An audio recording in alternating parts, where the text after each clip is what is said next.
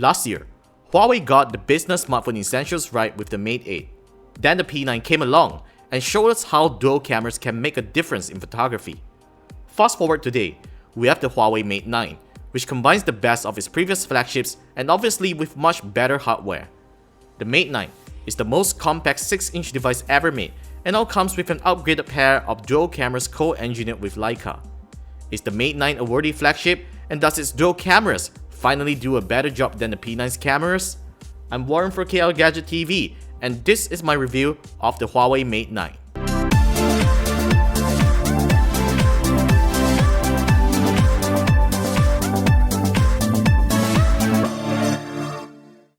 The one thing I wasn't too impressed with the Mate 8 is the size and close resemblance to its predecessor.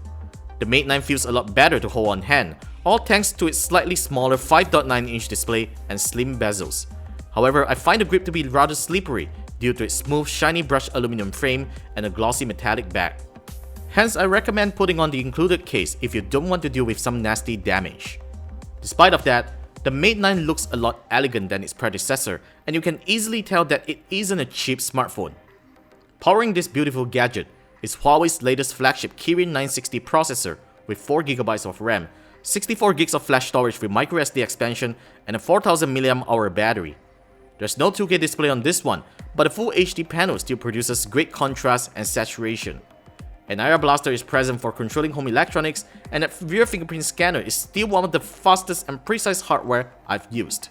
The Mate 9 employs the same loudspeaker setup like the P9 Plus, one located at the earpiece and the other at the bottom right. They sound pretty loud but could get distorted at high volume, especially when listening to music that involves a lot of instruments playing.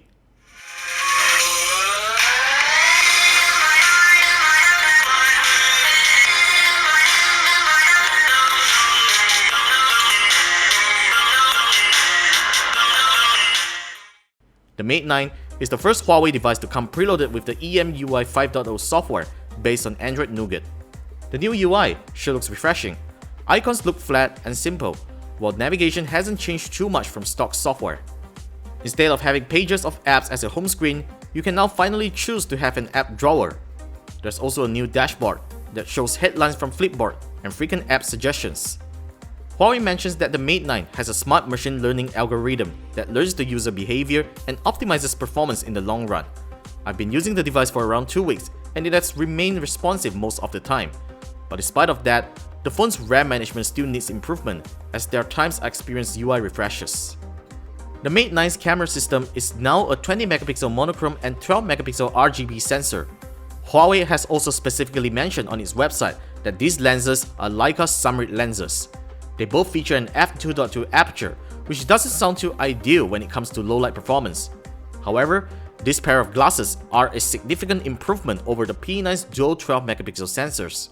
With the increased resolution on the monochrome sensor, you will be able to perform a hybrid zoom when pictures are shot in a 12MP resolution. The camera system then uses the available pixels on the monochrome sensor to fill in the lost details when zoomed in, which results in a digital lossless zoom.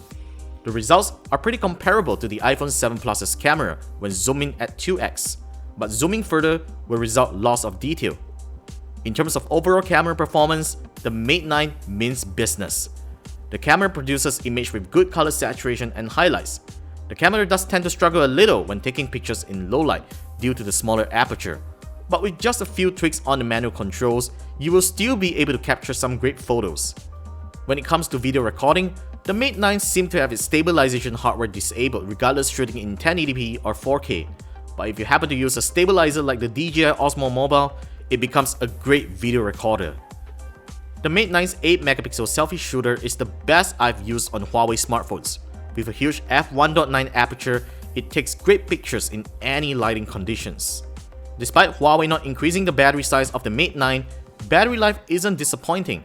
The phone's hardware and software are optimized well that it will easily last through the day even with some extensive usage.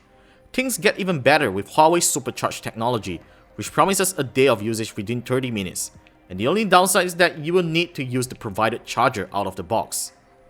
The Mate 9's GPU has also improved significantly over the older Kirin 950 processor, but you may still find lag when it processes complex particles. The Mate 9 also works well on Malaysian networks, delivering impressive LTE speeds and clear voice calls during my usage. At the end of the day, the Mate 9 is a fantastic flagship device from Huawei. It does what the Mate series does best, yet improving the shortcomings of the Huawei P9's dual camera. In addition, Huawei's recent commitment to update older devices to the latest Android software shows absolute confidence to consumers that the Mate 9 will not be left out easily in software updates. If you can't wait to purchase a smartphone that offers both productivity features and a great camera, the Huawei Mate 9 should be in your shopping cart right now. Otherwise, Mobile World Congress is just around the corner, and Samsung's new Galaxy flagship is about to make its debut. There will be more devices that will attempt to challenge the Huawei Mate 9.